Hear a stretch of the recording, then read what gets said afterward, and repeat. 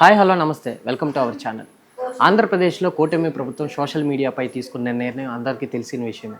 అయితే అది సామాన్యులు అపోజిషన్లో కార్యకర్తలపై ఉన్న దగ్గర నుంచి ఇప్పుడు ఇండస్ట్రీ వరకు అయితే వచ్చింది. అవును, ఆర్జీవీ పైన అయితే ఇప్పుడు కేసులు అయితే పెట్టున్నారు. మరి అది ఎక్కడి వరకు దారి తీయొచ్చు? సినిమా ఇండస్ట్రీ పైన ఏమన్నా ప్రభావం పడే ఛాన్స్ ఉన్నాయా?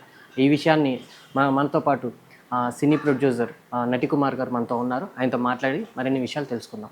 సార్ నమస్కారం. సార్ నమస్తే సార్, మొత్తానికైతే ఇక్కడ అపోజిషన్ కార్యకర్తల మీద సామాన్యుల మీద దాకా ఉన్నది ఇప్పుడు సినిమా ఇండస్ట్రీ అయితే వచ్చేసింది. మరి ఇది ఎక్కడి వరకు దారి తీయొచ్చు అంటారు సార్?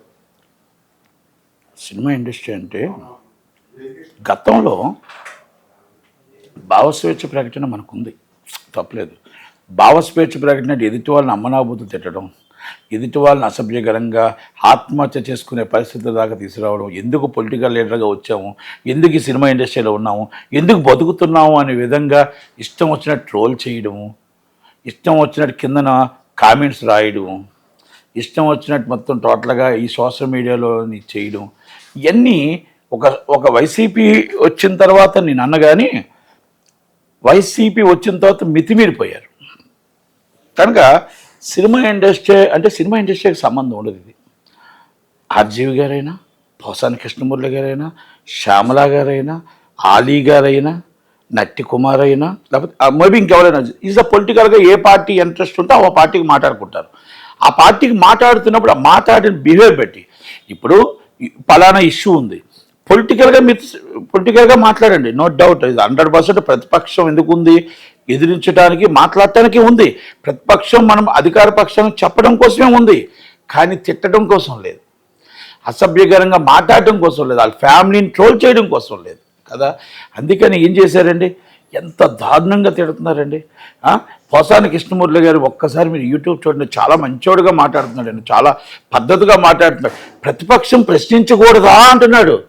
ప్రశ్నించవచ్చు అయ్యా, ప్రశ్నించవచ్చు, కానీ బూతులు తిట్టకూడదు కదా. ప్రశ్నించవచ్చు, మీ ఇష్టం వచ్చినట్టు మీరు ఆడిన మాటలు మేము మాట్లాడలేము, కానీ ఎంత అసభ్యకరంగా పవన్ కళ్యాణ్ గారు మాట్లాడారు, ఎంత అసభ్యకరంగా పవన్ కళ్యాణ్ అమ్మగారిని మాట్లాడారు, చిరంజీవి గారిని మాట్లాడారు, భువనేశ్వరమ్మని మాట్లాడారు, పొలిటికల్ లీడర్స్ అందరినీ ఇష్టం వచ్చినట్టు మాట్లాడారే. ఇది మీకు న్యాయమా పోసాని కృష్ణమురళి గారు? మరి దీన్నా ప్రతిపక్షం అంటారు అని నేను అడుగుతున్నా. అది ప్రతిపక్షంలో 6 గ్యారంటీల కోసం కాదు, ప్రతి దాన్ని అడిగే హక్కు మీకు ఉంది, చెప్పే హక్కు అధికార పక్షానికి ఉంది, ఇస్ నో డౌట్. కానీ మనం మాట్లాడేటప్పుడు మన తీరు, మనం మాట్లాడేటప్పుడు మనం ఇంకొక ఆడపిల్లని మాట్లాడేటప్పుడు మన ఇంట్లో ఆడపిల్ల ఉంది, మన ఇంట్లో తల్లి ఉంది, మన ఇంట్లో భార్య ఉంది అని గుర్తుపెట్టుకోవాలి.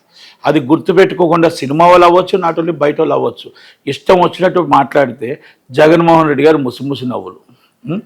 దానికి మొత్తం టోటల్గా సజ్జల భార్గవరెడ్డి గారు, సజ్జల రామకృష్ణారెడ్డి గారు, ఇక సో మెనీ పీపుల్స్.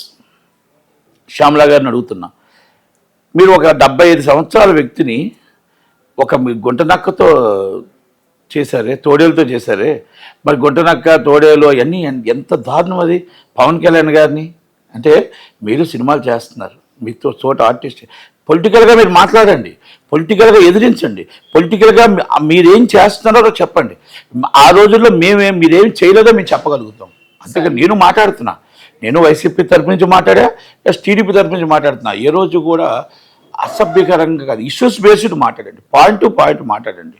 ఇప్పుడు శ్యామలా గారి గురించి తీసుకుంటే, ఒక టైంలో రాజకీయాల్లోకి రాకముందు పవన్ కళ్యాణ్ గారు గొప్ప వ్యక్తి, ఆయన మంచి పనులు చూసే నేను ఇన్స్పిరేషన్ అయ్యాను అని చెప్పిన ఆమె ఇక్కడికి వచ్చిన తర్వాత గుంట నక్కతో పోల్చడం అనేది అసలు ఎంతవరకు అంటే ఆ లాయన్ గారికి జగన్మోహన్ రెడ్డి గారికి ఉన్న రిలేషన్, మనీ రిలేషన్ సార్, అది మరి అర్థమైపోతుంది కదా. అంటే ఇక్కడ ఎవరు తప్పు మాట్లాడుతున్నారు, ఎవరు తప్పు అనేది అందుకనే కేసులు పెడుతున్నారు. అంటే చట్టం తన పని తను చేసుకుపోతుంటది. చట్టంలో ఎవరైనా చట్టానికి అతిథులు కారు. చట్టానికి కంపల్సరీ ఐటీ యాక్ట్ కింద మనం టోటల్గా వాళ్ళు ఇబ్బంది పెట్టే విధంగా, not only is a political, మేము ఇప్పుడు మన ఇద్దరు మాట్లాడుతున్నాం, దీని కింద అసభ్యకరంగా మాట్లాడిన వాడు కూడా ఈ యాక్ట్కి వస్తాడు. అసభ్యకరంగా నేను మళ్ళీ చెప్తాను పాయింట్, మీరు పాయింట్ ఇష్యూస్ బేస్డ్ నేను తప్ప రైట్ అని మీరు చెప్పొచ్చు, అది మీకు రైట్ ఉంది. అంతే తప్ప ఇష్టం వచ్చినట్టు అన్పార్లమెంట్ లాంగ్వేజ్ అంటారు దాన్ని, అది వాడిది. ఇప్పుడు యాంకర్ వస్తే కూర్చుంటే ఆ యాంకర్కి నేను మాట్లాడుతున్నప్పుడు ఇష్టం వచ్చినట్టు మాట్లాడతారు, ఆమె ఆడపిల్లే కదా. అన్పార్లమెంట్ లాంగ్వేజ్ వాడితే కంపల్సరీ వాళ్ళని తీసుకెళ్ళి ముందు లోన్ వేసేయాలి. ఒక కేసు, 2 కేసులు, 3 కేసులు, 3వ కేసులో పీడియాట్ కింద లోనేయాల.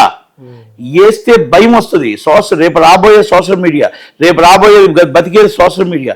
కనుక ఈ సోషల్ మీడియాను కానీ అరికట్టకపోతే కొన్ని వందల జీవితాలు నాశనం అయిపోతాయి. కనుక వెరీ సీరియస్లీ పోలీసులు యాక్షన్ తీసుకోవాలి, ఎంక్వైరీ చేయాలా, తీసుకోవాలి. ఇప్పటికీ కూడా ఆంధ్రప్రదేశ్ పోలీసులు ఇంకా కింద సైడ్ పోలీసులు ఇంకా వైసీపీకే సపోర్ట్ చేస్తున్నారు, వైసీపీకే సపోర్ట్ ఉంటున్నారని మాత్రం నేను చెప్పగలను. అది మొన్న చూసుకుంటే బోరగడ్డ అనిల్ గారిది కూడా అదే ఉన్నారు. సేమ్. ఇప్పుడు కేకోటపాటి సీఏ ఉన్నాడు. కేకోటపాటి సీఏ ఆల్రెడీ బియ్యం అక్కడ రేషన్ బియ్యం దంద వెళ్ళిపోతుంది. ఎస్పీ గారు ఆల్రెడీ ఇచ్చారు కంప్లైంట్, నేనే ఇచ్చాను కంప్లైంట్. ఎస్పీ గారు కూడా రికమెండ్ చేశారు. ఆయన నాకు వచ్చి is a petitioner, so many times నన్ను పిలిపిస్తున్నాడు, స్టేట్మెంట్ రికార్డ్ చేసుకోవట్లే. మళ్ళీ నేను వచ్చేస్తున్నా, మెసేజ్ పెడుతున్నా. మళ్ళీ ఇప్పుడు ఎక్కడికి హైదరాబాద్ వచ్చినతో మీరు ఎప్పుడు వస్తారని అడుగుతాడు. అంటే నాట్ ఓన్లీ ఈజ్ అక్యూజ్డ్ని రావాలి, నన్ను పిలిపిస్తున్నారు. ఏమనంటే ఎందుకు సార్ మీరు ఎక్కడో ఉంటారు, చేసుకోవచ్చు కదా క్లోజ్ కేసు. నీ కేసు క్లోజ్ చేసుకుని నా ఇంటి కేసు కాదు ఇది. నా ఇంట్లోకి బియ్యం రావు. ఇది పబ్లిక్ మనీ, పబ్లిక్ సొమ్ము, ఇది ప్రజల సొమ్ము. పేదవాడికి వెళ్ళవలసిన బియ్యం వెళ్తున్నప్పుడు మీరు జీతం తీసుకున్నది పబ్లిక్ సర్వెంట్. మీరు చేయాల్సిన బాధ్యత మీరు చేయకుండా మీరు ఈరోజు మీరు చేసుకోవచ్చు కదా అని అంటే ఎంత దాకా కరెక్ట్ ఇది? నాట్ ఓన్లీ నా సొంత కేసు కాదు ఇది సార్. మరి ఇది అని ఇలా ఎందుకు చెప్తున్నానంటే వైసీపీకి తొత్తులుగా చాలా మంది ఉన్నారు అని ఉదాహరణకు నేను చెప్తున్నా. దాన్ని వాళ్ళ మీద మనం లోకేష్ గారు దృష్టి సాధించాలా. ఎందుకంటే ఒక ఎమ్మెల్యే వెళ్ళిపోయాడు, ఇంకొక ఎమ్మెల్యే లెటర్ ఇచ్చాడు.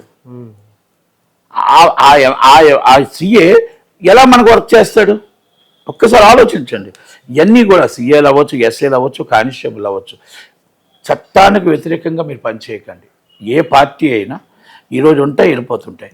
మీరు చట్టానికి కరెక్ట్గా మీకు చట్టానికి ఏం ప్రమాణకం చేశారో ఆ ప్రకారంగా మీరు చేయండి. మీరు ఎగనిస్ట్ లా చేయాల్సిన అవసరం లే, ఎగనిస్ట్ లా చేయాల్సిన అవసరం లే, యాజ్ బర్ లా చేయండి.